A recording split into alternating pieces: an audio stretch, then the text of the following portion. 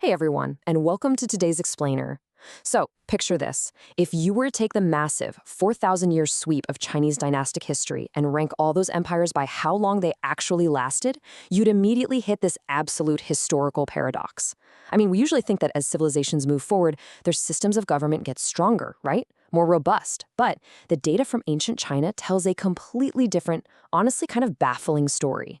Today, we're diving into the ultimate anomaly of history, a regime that literally defied the laws of political gravity. Okay, let's dive into this. Look at that number, 15, the legendary Qin Dynasty. Now, this is the regime that built the Great Wall, standardized the written language, and famously unified all of China under this supposedly invincible, iron-fisted, centralized rule. And yet, it lasted a mere 15 years before completely collapsing into total chaos. Just 15 years. And then contrast that with this number, 300. If we fast forward and look at the incredibly brilliant, highly sophisticated empires that came later, we're talking the Han, the Tang, the Song, the Ming, and the Qing, they all seem to just crash headfirst into this invisible 300-year wall. It didn't matter how genius their emperors were or how advanced the bureaucracies got, not a single one of these unified dynasties could break through that 300-year longevity barrier. It's like a curse. But then, we look all the way back to the very dawn of ancient China, starting in 1046 BC, the Zhou Dynasty. This regime defied absolutely all political logic and survived for a staggering, unbelievable 868 years, finally wrapping up in 256 BC. I mean, how is that even possible? Were the founders of the Zhou Dynasty just centuries ahead of those later, supposedly more sophisticated emperors? And here's the craziest part. For the last 500 years of its existence, the Zhou king had pretty much zero land, zero army, and zero money. He was essentially a completely powerless mascot. Yet, surrounded by these incredibly bloodthirsty warlords, nobody assassinated him. No way, right? So let's peel back the layers of this 800-year miracle. Section 1. The ultimate franchise model.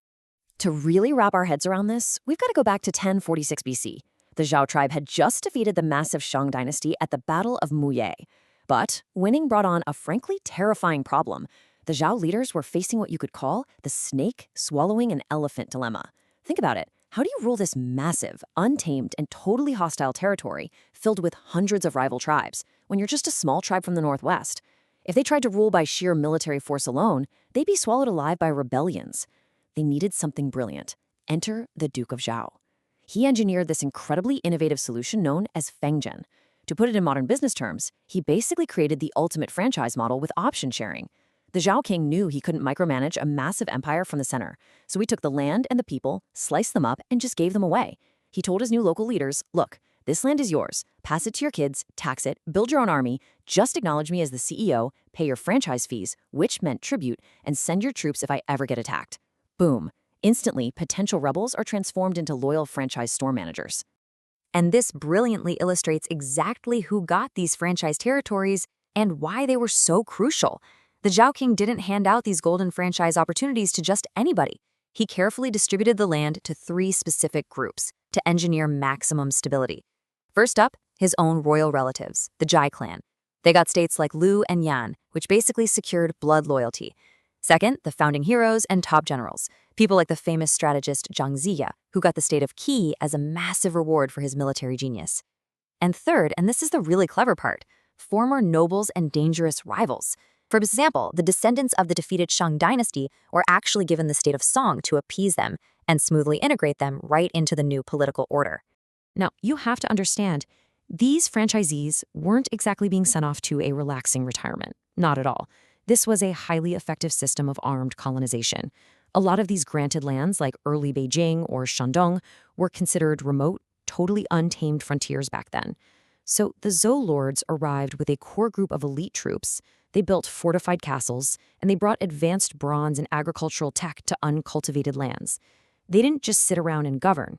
They actively expanded the map of what would eventually become Chinese civilization, that core Huaxia identity. And they did it all at an incredibly low administrative cost to the central king. Section 2. Forging a cultural identity. So here's the thing. Land and mutual interests alone simply aren't going to hold an empire together for 800 years. As generations pass, bloodlines thin out, and those franchisee lords are naturally going to start looking out for themselves. So the Duke of Zhou deployed his second nuclear weapon, which was deep ideological and cultural engineering. First things first, they completely revolutionized the entire justification for having power. Under the old Shang Dynasty, rulers claimed a divine right.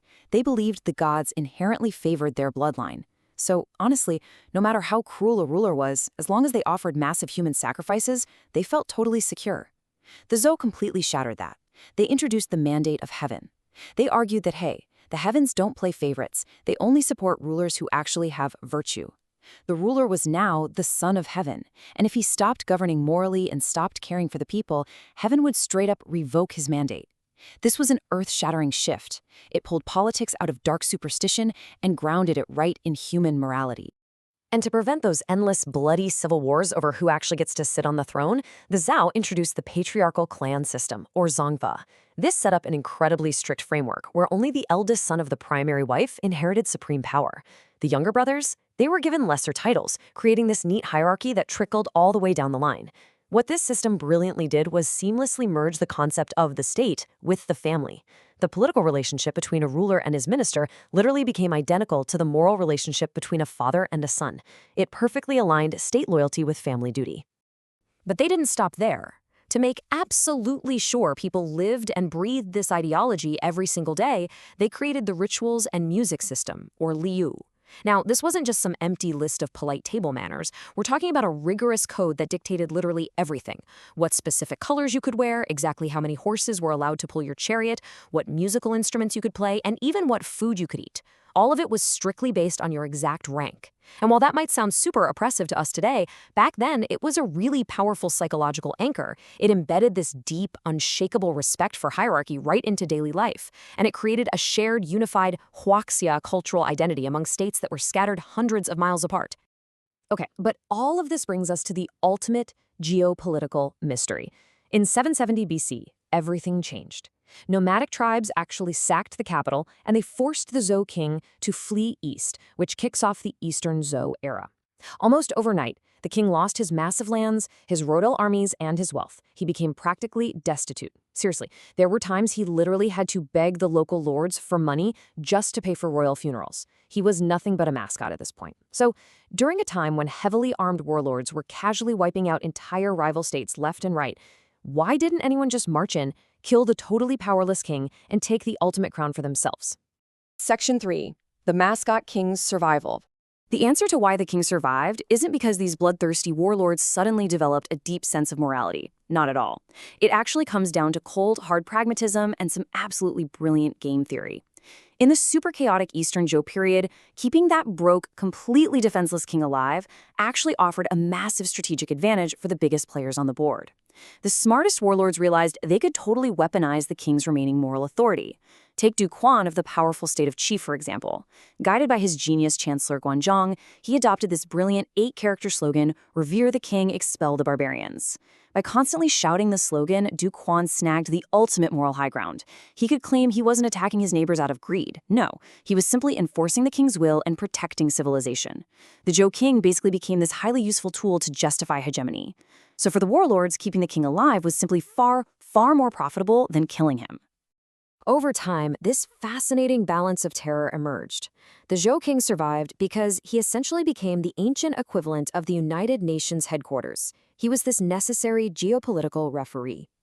The major powers, states like Qin, Chu, Jin, and Qi, they all wanted to conquer the world for sure, but none of them was strong enough to fight everyone else at the exact same time. If, say, the state of Chu marched in to destroy the Zhou king, the others would instantly unite, point fingers, say Chu was the enemy of all civilization, and utterly destroy them. So the UN building remained completely untouched, protected by the very rivalries that surrounded it. Now, what's really interesting about this slide is the stark contrast in resilience. In a highly centralized empire, you're dealing with a single point of failure. If a corrupt emperor takes over or a massive peasant rebellion strikes the capital city, the entire nation goes up in flames. But the Zhou Dynasty, it was a distributed network. Think of it exactly like a computer network. The central server, the Zhou king, essentially crashed in 770 BC. But the local servers, those vassal states, they kept the cultural network up and running. In fact, it was precisely because the center was weak that all these diverse ideas were able to flourish. This led directly to the 100 schools of thought, a literal golden age of philosophy that gave us legendary figures like Confucius and Lao Tzu. Section 4. A 3,000-year legacy. Of course, no physical dynasty lasts forever. As iron tools became widespread and massive population growth made that old franchise model totally obsolete, the states just didn't need the old aristocratic systems to manage their lands anymore. Survival in this new era demanded maximum efficiency, massive conscript armies, and brutal centralization. And so, the timeline of the Zhou finally came to its inevitable conclusion. Founded in 1046 BC with the sheer brilliance of the Duke of Zhou, weakened into a figurehead by 770 BC, until finally, in 256 BC, the relentless, highly centralized war machine of the Qin state swept right into the capital. The very last Zhou king surrendered, and the 868-year physical dynasty was officially erased from the map, paving the way for China's first centralized empire. But here is the absolute most crucial takeaway of this entire explainer. Yes, the physical political regime of the Zhou died, but its ideological source code did not. It literally became the operating system for Chinese civilization for the next 2 millennia. The rituals and music system, that evolved directly into Confucianism. The idea that a ruler absolutely must possess virtue to hold the mandate of heaven, that remained the unshakable baseline for every single emperor that followed. They created the very concept of huaxia, or the Chinese cultural identity, and they permanently embedded the absolute importance of family, hierarchy, and filial piety straight into the cultural DNA.